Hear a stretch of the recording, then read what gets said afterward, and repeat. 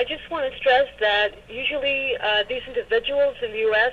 Who are recruited are unwitting of what they are doing, of the true nature of what they're doing.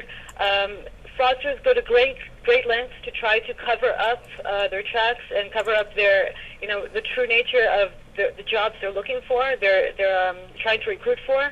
So you'll see all these bogus job ads like regional administrative manager.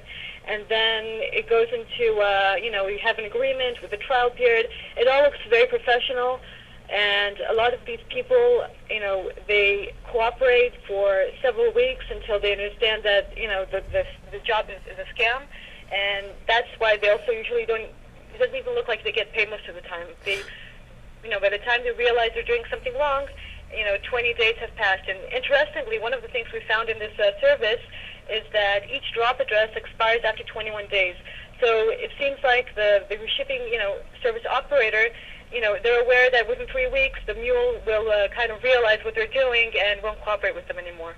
All right, so let's say I'm a fraudster. I'm in an Eastern Bloc country, all right, and I've just purchased from some other underground source a whole bunch of credit card numbers and expiration dates and all that, right? Mm-hmm. So now, I've spent, let's say, $25,000 on, and maybe even less, maybe $5,000 on some credit cards. And now I want to make sure that I get the value for that.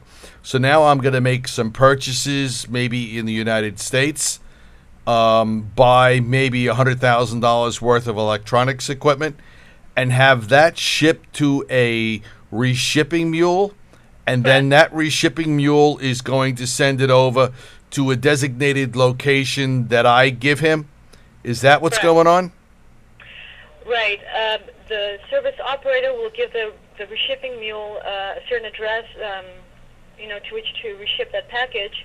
And once that package is on the way, you as the fraudster who, committed the e-commerce fraud, you're entitled to 50% of the proceeds, because that's, those items are usually resold for cash. Yeah, they're making money hand over fist, huh?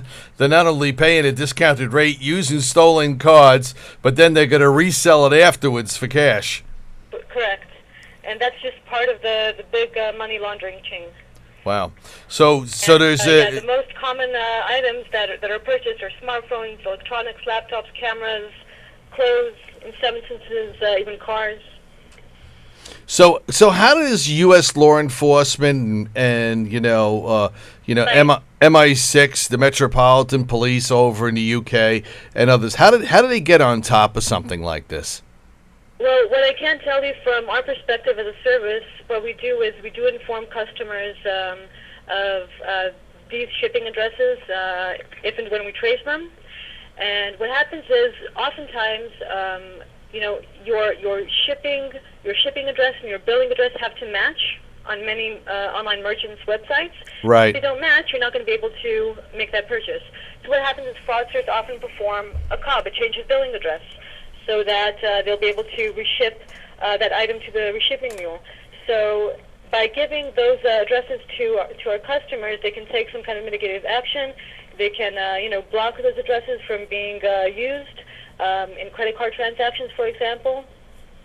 And that's the kind of mitigative action that our customers can take.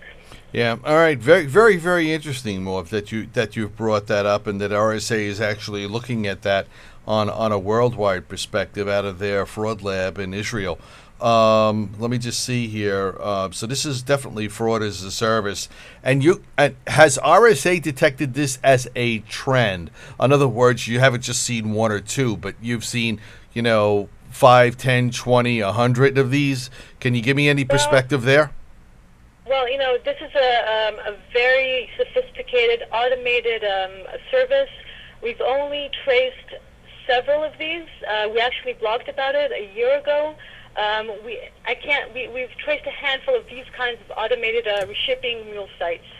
So, sometimes there may be other mule networks that we're not going to see online that are used by closed circles of fraudsters that, so it really depends on the kinds of risks that the fraudsters take. All right. So it sounds like, from the merchant's point of view, if he has a credit card in front of him, as long as the credit card and the shipping information are the same, that's probably his or her first line of defense. Correct. All right. Well, that's Morva Hoover from RSA's Fraud Detection Lab over in Israel, once again joining us online here for IGTV. Thank you, Morv, and have a great day. Thanks for having me, you too. All right. Bye-bye.